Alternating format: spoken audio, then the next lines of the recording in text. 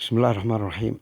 اللهم صل على محمد وعلى آله سيدنا محمد وعلى آله وأصحابه وسلم تسليما كثيرا.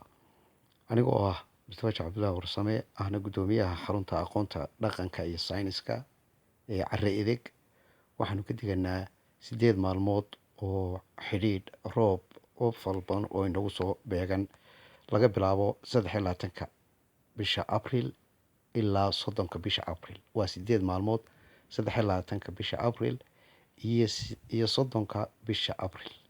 8 maalmood oo xidhiidha roobab badan oo dirirada roobabkii aynu oran jirnay ayaa bilaabmaya.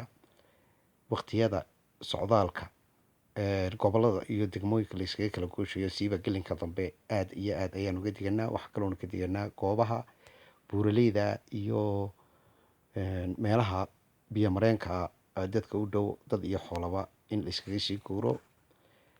waxaanu aada u rajeynaynaa in dhinaca dowladda hay-adda kahortagga masiibooyinka dabiiciga NERAD iyo wasaaradda beeruhu iyaguna sidoo kale digniintaasi ay bixin doonaan haddii la yiraahdo.